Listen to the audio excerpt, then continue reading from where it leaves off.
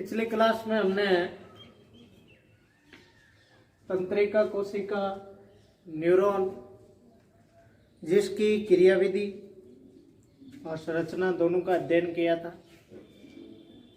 आज हम तंत्रिका तंत्र के अगला जो तंत्र है अंतःस्रावी तंत्र, उसके बारे में पढ़ेंगे। देखो, अंतःस्रावी तंत्र,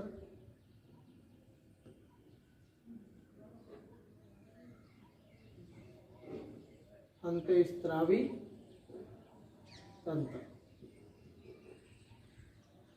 हमारे शरीर में जो कोशिकीय क्रियाएं होती है उन पर नियंत्रण और समन्वय का कार्य जो होता है वो तंत्रिका तंत्र के द्वारा किया जाता है, और उसमें सहायता प्रदान करने का कार्य जो है वो अंतःस्रावी तंत्र करता है।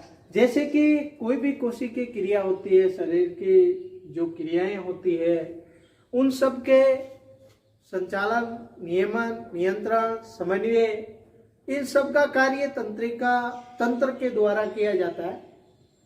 लेकिन अकेला तंत्रिका तंत्र जो है लंबे समय तक किसी कोशिका की क्रिया जो होती है उस पर नियंत्रण नहीं रख सकता। तो लंबे समय तक नियंत्रण रखने के लिए एक और हमारे शरीर में तंत्र पाया जाता है, वो है अंतःस्रावी तंत्र। अंतःस्रावी जो तंत्र है इसमें विभिन्न प्रकार की ग्रंथियां होती हैं, अंतःस्रावी ग्रंथियां। वो अंतःस्रावी ग्रंथियां जो है अपना स्त्राव रुधिर के अंदर करती है, और रुधिर के द्वारा उन हार्मोन्स को लक्ष्य ऊतक या कोशिकाएं जो होती है वहां तक पहुंचाया जाता है। उन लक्ष्य ऊतक या कोशिकाओं की विशेष प्रकार की जो प्रोटीन है उसके साथ में ये संयोजित होकर के अपनी क्रियाएं प्रदर्शित करते हैं, अपने प्रभाव डालते हैं। तो अंतःस्रावी जो तंत्र है उसके अंदर विभिन्न प्रकार की अंतःस्रावी ग्रंथियां होती है। अंतःस्रावी ग्रंथियां जो है वो एक प्रकार की नलिका विहीन ग्रंथियां होती है। कैसी ग्रंथियां होती है? नलिका विहीन ग्रंथियां।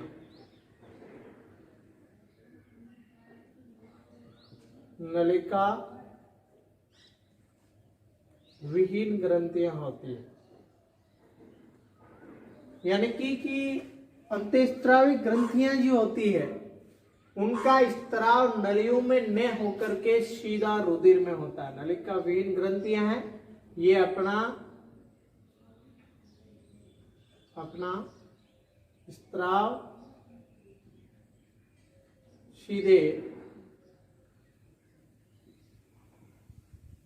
रुधिर में करती, और रुधिर इन स्त्रावों को, मतलब स्त्राव क्या है? अंतःस्रावी ग्रंथियां जो है, अंतःस्रावी ग्रंथि,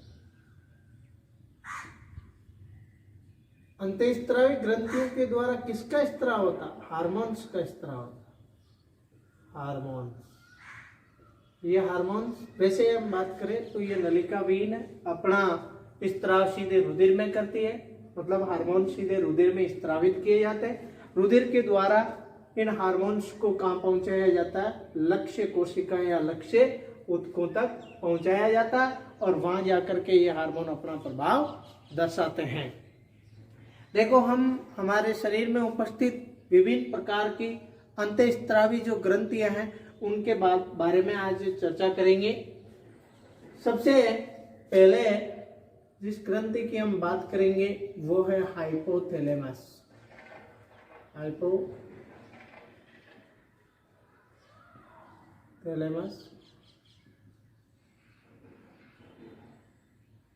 देखो, हम बात कर रहे हैं कि हाइपोथैलेमस ग्रंथि कौन सी है, कहाँ उपस्थित होती है, कैसी होती है।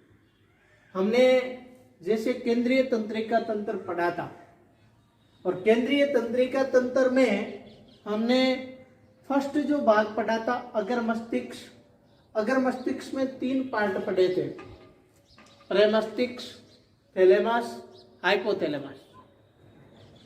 वो तीसरा पार्ट हाइपोथैलेमस एक प्रकार की ग्रंथि है।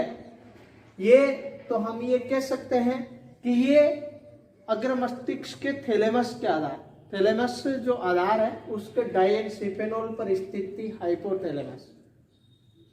अग्र मस्तिष्क का दूसरा पार्ट थैलेमस, और थैलेमस के आधार पर था डायेनसिफेनोल, और डायेनसिफेनोल पर स्थित होती है हाइपोथैलेमस।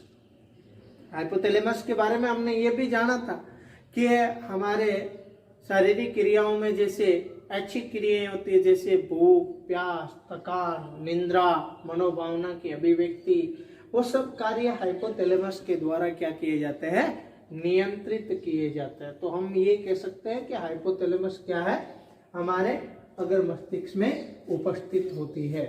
नेक्स्ट बात करेंगे हम, तो इसको हेडमास्टर ग्रंथि भी कहा जाता है। हेडमास्टर, हाइपोथैलेमस को हेडमास्टर, या हम ऐसे कह सकते हैं मास्टर ऑफ मास्टर ग्रंथि।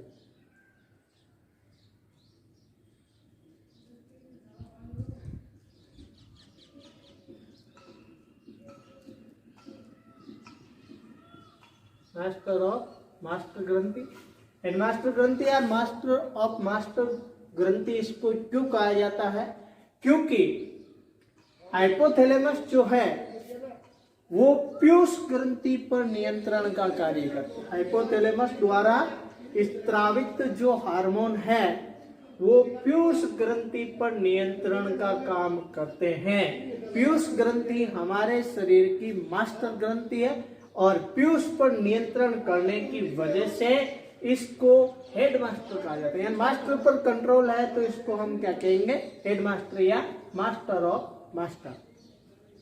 देखो इसकी प्रोसेस या प्रक्रिया क्या होती है कि हाइपोथैलेमस ग्रंथि जो होती है वो हमारे मस्तिष्क में उपस्थित जो सूचनाएं होती है उनको एकत्रित करके कहां तक पहुंचाती है, पीयूष ग्रंथि को पहुंचाती है, और पीयूष ग्रंथि उसी के अनुसार अपने स्त्राव करती है। तो हाइपोथैलेमस द्वारा दो प्रकार के स्त्राव होते हैं। हाइपोथैलेमस द्वारा दो प्रकार के हार्मोन स्त्रावित होते हैं। एक तो होता है मोचक, और दूसरा होता है निरोधी।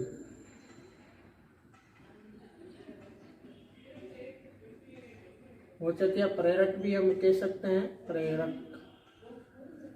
प्रेरक के दो, प्रेरक नाम उपयुक्त रहेगा। देखो इनको हम पीयूष प्रेरक या पीयूष निरोधी हार्मोन भी कह सकते हैं, क्योंकि इसका काम पीयूष नियंत्रण है। पीयूष प्रेरक हार्मोन, पीयूष प्रेरक हार्मोन क्या होता है कि ये हाइपोथैलेमस ग्रंथि द्वारा स्त्रावित वो हार्मोन है जो पीयूष ग्रंथि को हार्मोन स्त्रावित करने के लिए प्रेरक करते हैं, यानी कि पीयूष को ये आदेश देते हैं कि तुम अपने हार्मोनों का क्या करो, स्त्राव करो। दूसरा है पीयूष निरोधी हार्मोन। निरोधी हार्मोन जो होता है वो हाइपोथैलेमस जब स्त्रावित करती है तो उसका अर्थ है कि पीयूष ग्रंथि को हार्मोन स्त्रावित करने से रोकने का काम करेगा। यह हार्मोन पीयूष जो हार्मोन है उसको रोकेगा, और यह हार्मोन पीयूष ग्रंथि के स्त्रावों को स्त्रावित होने के लिए प्रेरित करेगा, रोकने का काम करेगा, और ये प्रेरित करने का, स्त्रावित करने का कार्य करेगा। तो ये थी अपनी हाइपोथैलेमस ग्रंथि, मास्टर ऑफ मास्टर, पीयूष ग्रंथि के स्त्राव को नियंत्रित करती है, हमारे अग्र मस्तिष्क में पाई जाती है, दो प्रकार के हार्मोनों का स्त्राव करती है। पीयूष प्रेरक ये पीयूष ग्रंथि के स्त्रावों को स्त्राव करने के लिए प्रेरित करते हैं। दूसरा निरोधी ये पीयूष को अपने हार्मोन स्त्रावित करने से रोकने का कार्य करते हैं। हाइपोथैलेमस के बाद दूसरी ग्रंथि की हम बात करेंगे, तो वो दूसरी ग्रंथि है पीयूष ग्रंथि।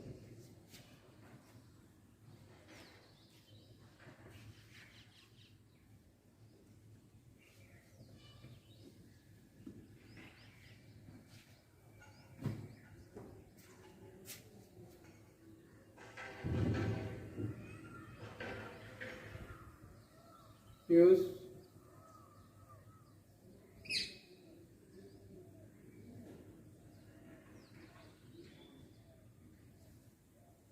देखो, पीयूष ग्रंथि को मास्टर ग्रंथि कहा जाता है।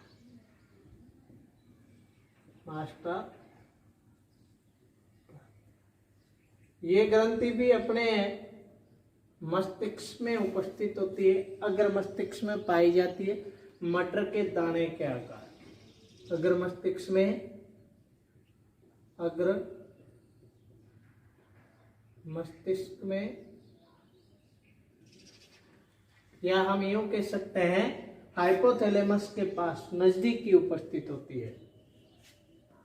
अगर मस्तिष्क में मटर के दाने के आकार की हो, मटर के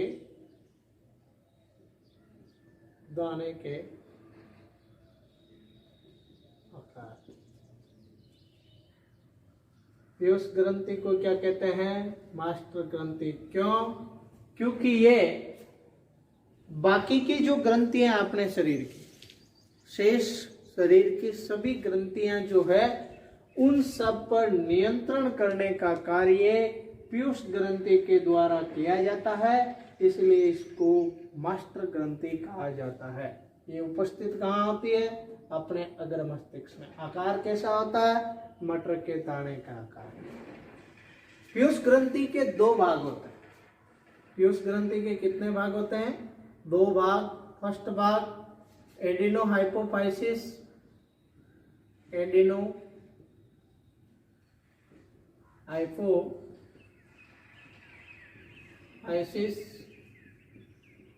और दूसरा भाग जो होता है वो होता है neuro hypophysis.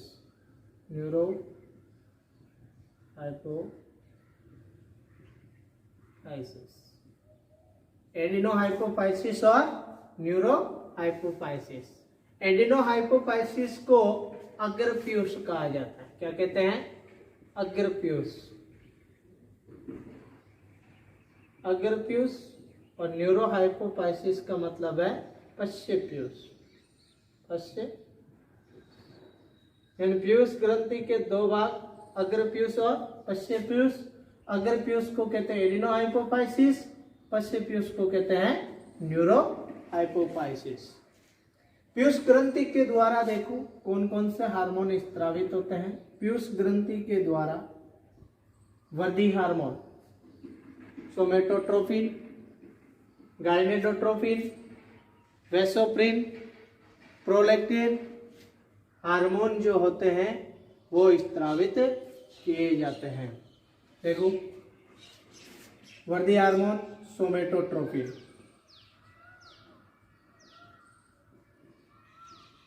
Somatotropin,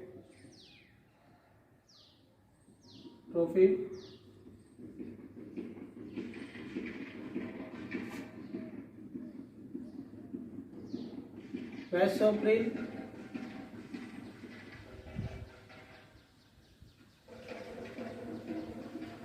prolactin,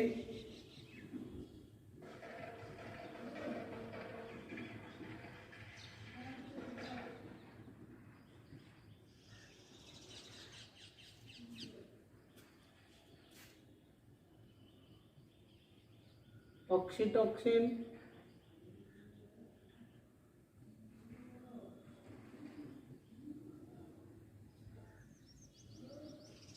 गाइनेडोट्रोपिन।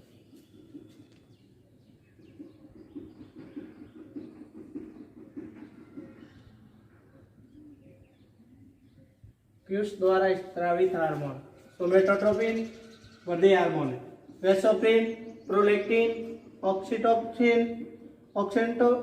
Oxytocin और गाइनेडोट्रोपिन। ये हार्मोन जो होते हैं वो पीयूष ग्रंथि के द्वारा स्त्रावित होते हैं।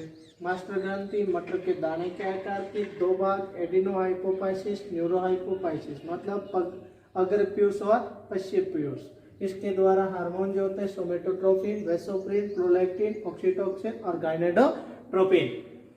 वैसे इसके विशेष कार्य के बारे में हमने पहले ही बात कर ली है कि ये जो होती है हमारे शरीर की अन्य सभी ग्रंथियां, यानी कि हाइपोथैलेमस को छोड़ करके बाकी की सभी ग्रंथियों के स्त्राव पर नियंत्रण का कार्य करती है, उनको प्रेरणा देती है, उन सब पर कंट्रोल बनाए रखती है। नेक्स्ट तीसरी ग्रंथि की हम बात करेंगे तो वो है पीनियल ग्रंथि।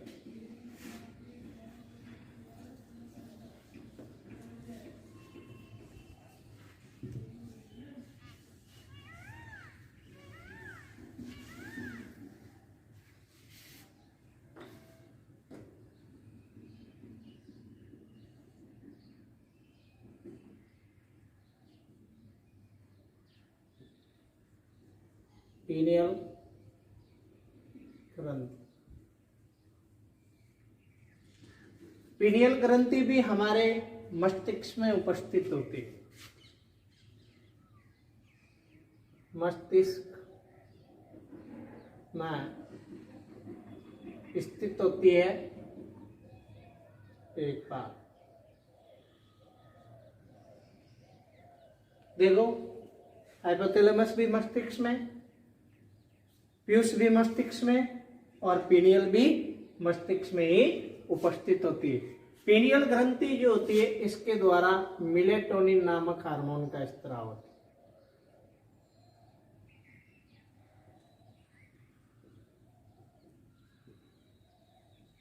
पीनियल ग्रंथि कौन सा हार्मोन स्त्रावित करती है?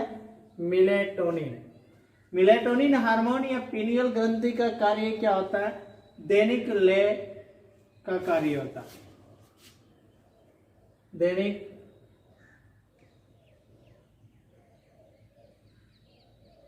लय के नियमन का कार्य।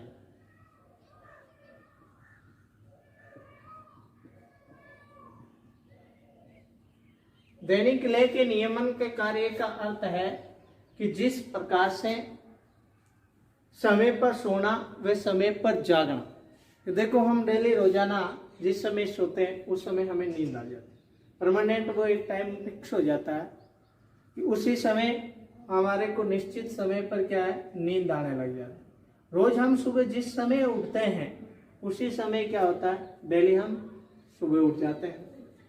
तो इसका जो नियमन यानी कि दैनिक लय के नियमन, सही समय पर नींद आना और सही समय पर जागना, ये नियंत्रण किया जाता है मेलेटोनिन हार्मोन के द्वारा, जो कि पीनियल ग्रंथि के द्वारा स्रावित किया जाता है।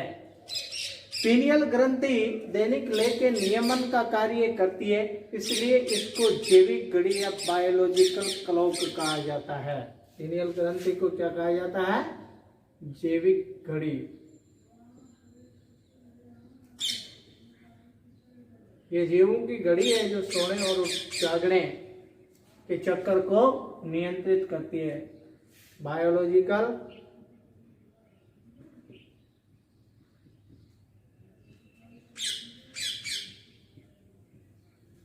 क्लॉक, जैविक घड़िया बायोलॉजिकल क्लॉक, पीनियल ग्रंथि। नेक्स्ट ग्रंथि की हम बात करेंगे 4 नंबर की, वो है थाइमस ग्रंथि।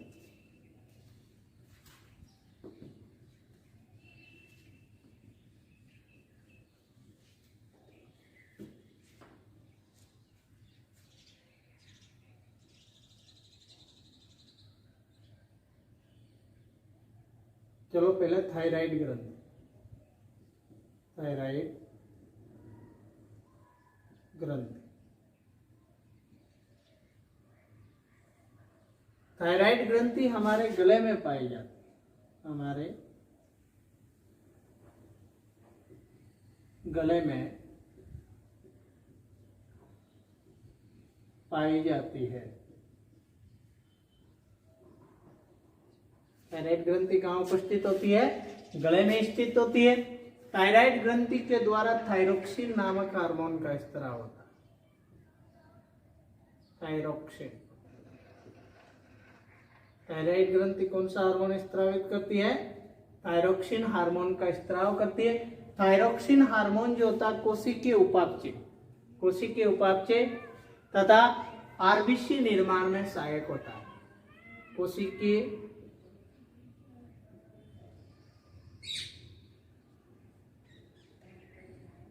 उपापचय व आरबीसी निर्माण में सहायक है।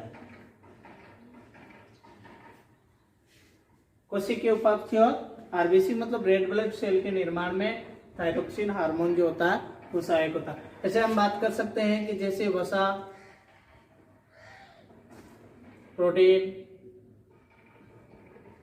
व कार्बोहाइड्रेट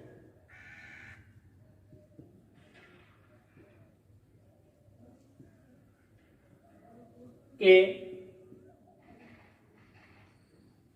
उपापचय में सहायक है।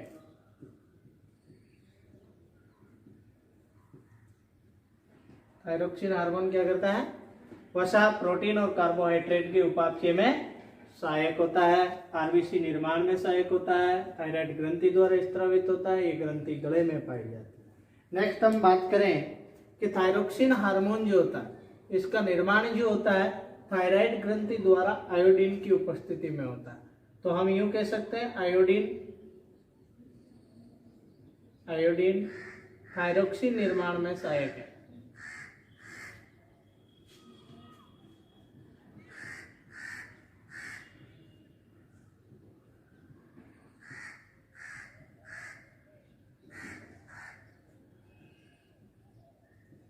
हमारी थायराइड ग्रंथि आयोडीन की उपस्थिति में थायरोक्सिन हार्मोन का निर्माण और स्त्राव करती है। यदि आयोडीन की कमी हो तो थायरोक्सिन हार्मोन की कमी हो जाएगी, मतलब थायराइड ग्रंथि थायरोक्सिन का निर्माण नहीं कर पाती। उस स्थिति में क्या होता है कि आयोडीन की कमी मतलब थायरोक्सिन की कमी। किसकी कमी? थायरोक्सिन की कमी। थायरोक्सिन की कमी से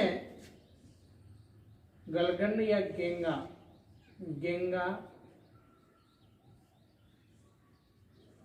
गलगंड या आप इसको कह सकते हैं गाइटर नामक रोग हो जाता है। तीनों एक ही चीज है, गाइटर, गलगंड या गेंगा थायरोक्सिन की कमी से होते हैं। थायरोक्सिन की कमी क्यों होगी? आयोडीन की कमी होने से होगी, क्योंकि आयोडीन की उपस्थिति में ही हमारी थायराइड ग्रंथि में थायरोक्सिन का निर्माण करती है। ये थायराइड ग्रंथि। नेक्स्ट ग्रंथि हम देखेंगे पैराथायराइड।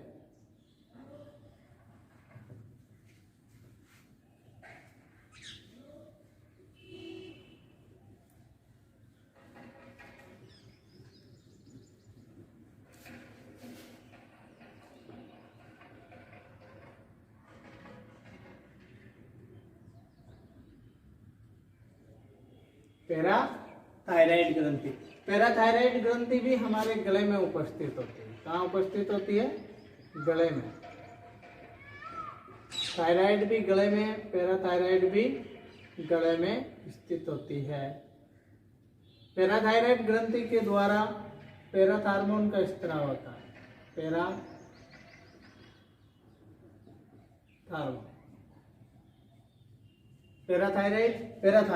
Thyroid, thyroxine. पैराथार्मोन जो होता है इसका कार्य क्या होता है? ये हमारे रुधिर में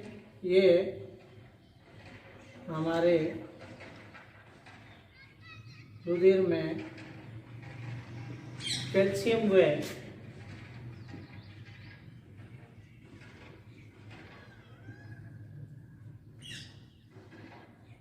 फॉस्फेट के स्तर को नियंत्रित करता है।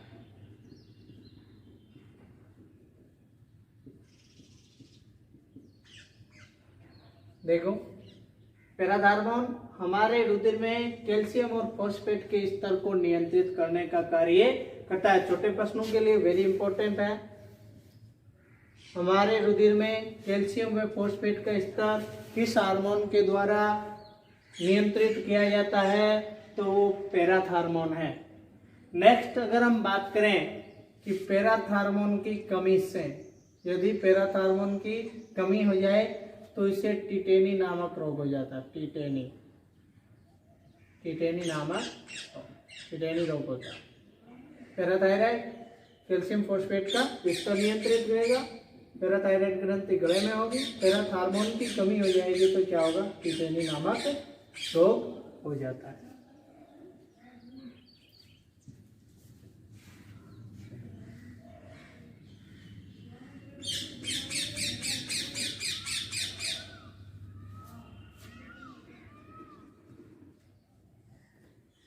नेक्स्ट ग्रंथि जो है वो है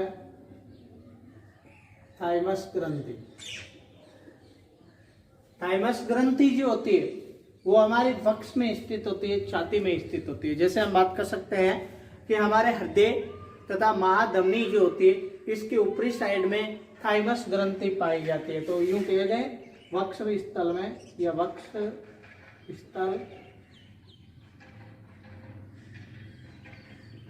स्थल में स्थित होती है।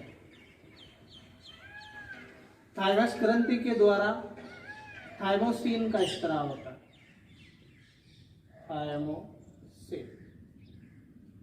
थाइमस ग्रंथि कौन से हार्मोन का स्त्राव करती है, थाइमोसिन नामक हार्मोन का स्त्राव करती है। वेरी इंपॉर्टेंट प्रश्न ये है यहाँ पर थाइमस ग्रंथि का कि इसका आकार बच्चों में, छोटे बच्चे जो होते हैं उसमें इसका आकार बड़ा होता है और वयस्क में इसका आकार सिकुड़ जाता है या छोटी हो जाती है। ऐसी कौन सी ग्रंथि है जो बच्चों में विकसित होती है लेकिन वयस्क के अंदर क्या होती है, सिकुड़ जाती है, आकार में छोटी हो जाती है, तो वो है थाइमस ग्रंथि। तो छोटे बच्चों में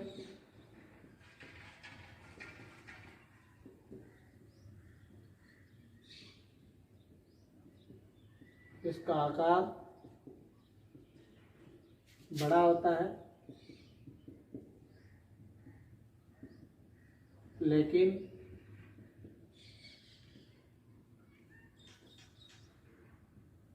वयस्क अवस्था में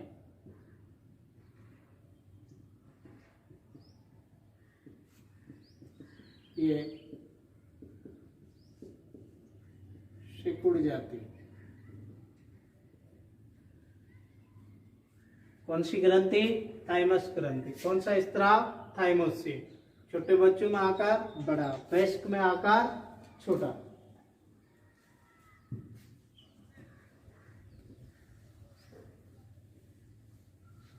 अगली ग्रंथि की हम बात करेंगे तो वो है अग्नाशयी ग्रंथि।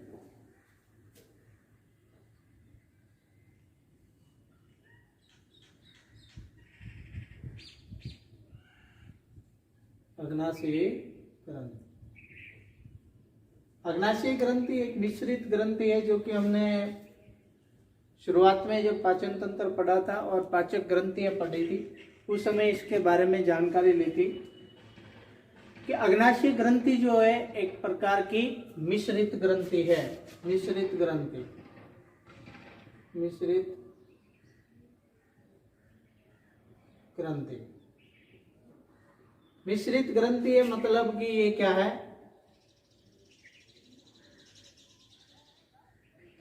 अंतःस्त्रावी और बहिःस्रावी।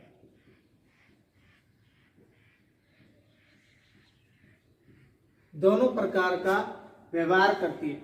अंतःस्त्रावी के रूप में ये ग्लूकेगोन और इंसुलिन नामक हार्मोनों का स्त्राव करती है, जबकि बहिःस्रावी के रूप में ये पाचक रसों का स्त्राव करती है। पाचक रस स्त्रावित करती है। देखो हम बात करेंगे ग्लूकेगोन और इंसुलिन अंतःस्त्रावी के तौर पर। पहले भी आपको बताया गया है कि इंसुलिन ग्रंथि अंतःस्त्रावी ग्रंथि अग्नाशयी जो होती है वो इंसुलिन का स्त्राव करती है और ये इंसुलिन हार्मोन जो होता है वो रक्त में उपस्थित अतिरिक्त शर्करा को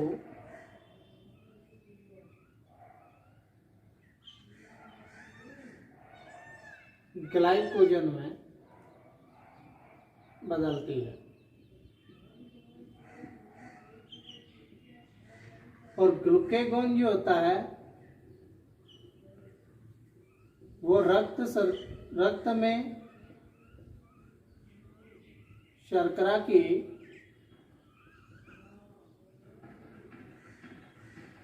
कमी होने पर, रक्त में शर्करा की कमी होने पर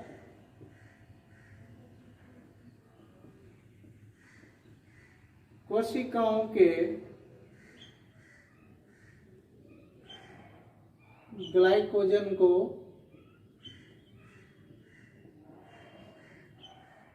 ग्लूकोज में बदलता है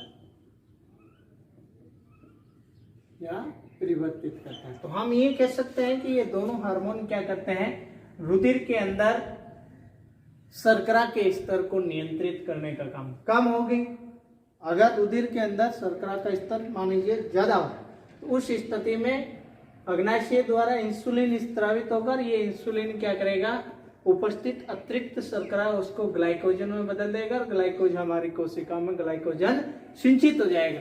यदि रक्त में शर्करा की क्या है, कमी है, तो उस स्थिति में स्त्रावित होता है ग्लूकेगॉन। और ग्लूकेगॉन क्या करता है कि जो कोशिकाओं में सिंचित ग्लाइकोजन है उस ग्लाइकोजन को किस में बदलता है, ग्लूकोज में बदल देता है। इस प्रकार से ये दोनों हार्मोन रक्त शर्करा के स्तर को नियंत्रित करने का कार्य करते हैं।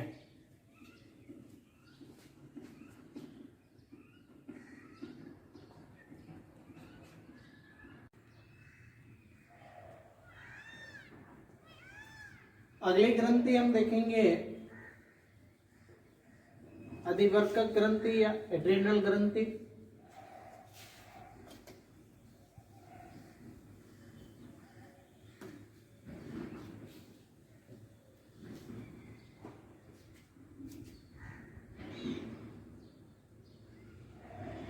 अधिवर्कक ग्रंथि, इसको हम क्या कह सकते हैं, एड्रिनल ग्रंथि। इसको और हम क्या कह सकते हैं, संकटकालीन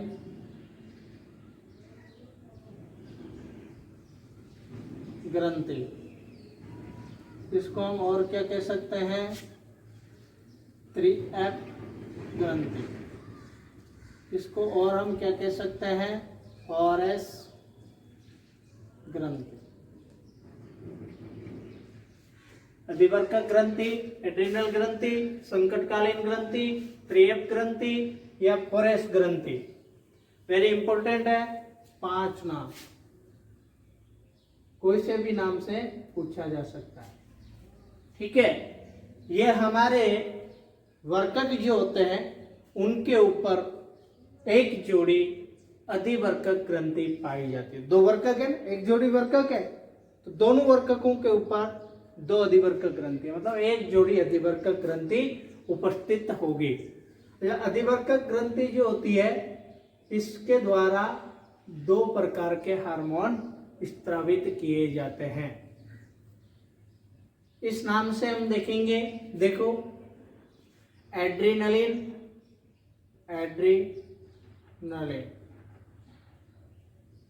एड्रिनल ग्रंथि द्वारा स्त्रावित हार्मोन एड्रेनालिन। दूसरा होता है नॉर एड्रेनालिन, एड्रेनालिन और नॉर एड्रेनालिन हार्मोन अधिवर्कक एड्रिनल ग्रंथि द्वारा स्त्रावित होते हैं। इनको हम एपिनेफ्रॉन और नॉर एपिनेफ्रिन हार्मोन भी कहते हैं। इनका दूसरा नाम क्या है, एपिनेफ्रिन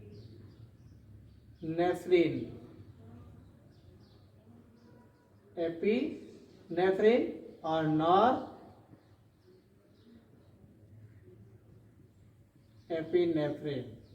एपिनेफ्रिन और नॉर एपिनेफ्रिन। अच्छा, सरलतम रूप में अगर हमें एक एंजाइम के रूप में एक हार्मोन्स के रूप में पूछा जाए कि एड्रिनल ग्रंथि द्वारा स्त्रावित हार्मोन कौन सा है, तो हम कहेंगे एड्रेनालिन। कौन सा कहेंगे? एड्रेनालिन हार्मोन कहेंगे। एड्रेनालिन हार्मोन जो है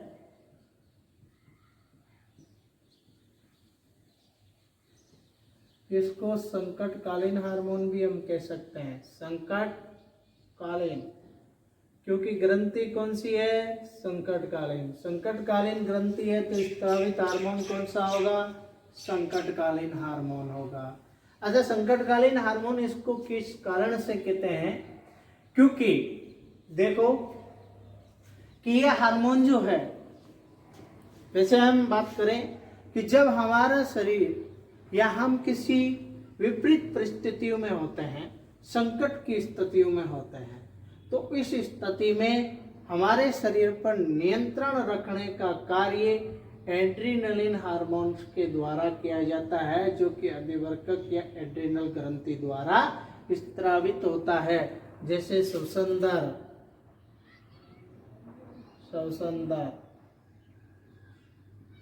रक्त स्पंदन यानी रक्तदाब की बात कह सकते हो, हृदय की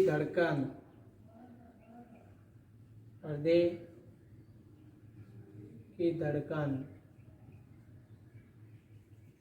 पुतलियों का सिकुड़ना,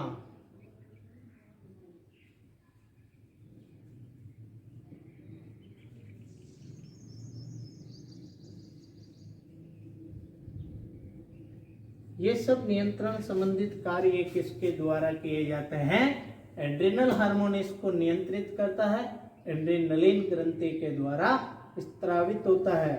तो उस स्थिति में जैसे हमारी श्वसन दर बढ़ जाती है, जिससे हृदय की धड़कन, रक्त स्पंदन बढ़ेगा और हमारा शरीर जो होता है वो विपरीत परिस्थितियां, संकट की स्थितियों को मैनेज कर लेता, अतिरिक्त एनर्जी मिल जाती है। देखो, श्वसन दर बढ़ेगी तो ज्यादा ऊर्जा का अपने शरीर में क्या होगा? निर्माण होगा। जो ऊर्जा कोशिकाओं में संचित है उस ग्लूकोज का ज्यादा विघटन होगा, और ज्यादा विघटन होगा तो अधिक एक्स्ट्रा एनर्जी मिलेगी, और एक्स्ट्रा एनर्जी मिलेगी तो शरीर हमारा संकट की परिस्थितियों से उबर सकता है। नेक्स्ट ग्रंथि की हम बात करें,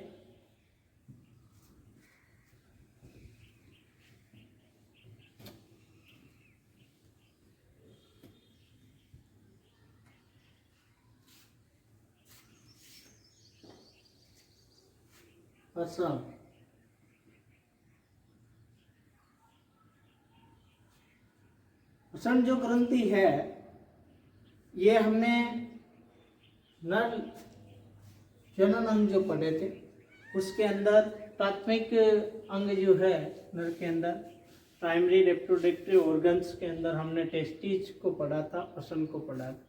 इसके द्वारा क्या होता है? टेस्टोस्टेरोन नामक हार्मोन का स्त्राव होता है।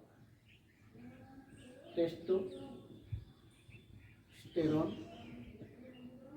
नामक हार्मोन का स्त्राव होता है। ये टेस्टोस्टेरोन नामक हार्मोन जो होता है, ये लैंगिक जो लक्षण होता है, लैंगिक लक्षण, इन लैंगिक लक्षणों को नियंत्रित करने का कार्य इस हार्मोन्स के द्वारा, टेस्टोस्टेरोन के द्वारा किया जाता है। नेक्स्ट जो है वो है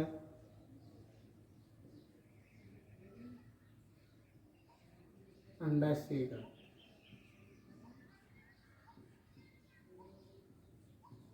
अंडाशय ग्रंथि में हमने जब फीमेल जो रिप्रोडक्टिव सिस्टम पढ़ा था, उसके अंदर प्राइमरी जो रिप्रोडक्टिव ऑर्गन्स थे उसमें हमने अंडाशय पढ़े थे, और वही अंडाशय ग्रंथि के रूप में क्या करते हैं? दो प्रकार के हार्मोन, एस्ट्रोजन व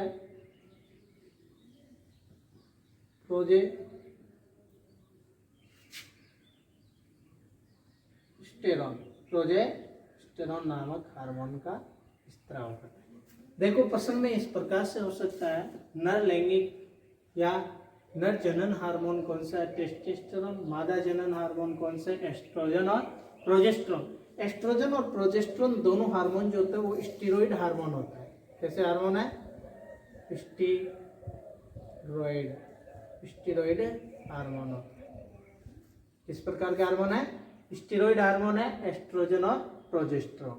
एस्ट्रोजन और प्रोजेस्टेरोन जैसे हमने बात की थी नर के अंदर टेस्टोस्टेरोन की, तो इसी प्रकार से ये भी दोनों क्या करते हैं, लैंगिक लक्षण जो होते हैं उनको मादा में लैंगिक लक्षणों को नियंत्रित करने का काम करते हैं।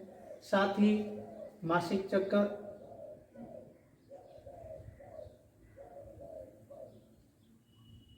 लैंगिक परिपक्वता,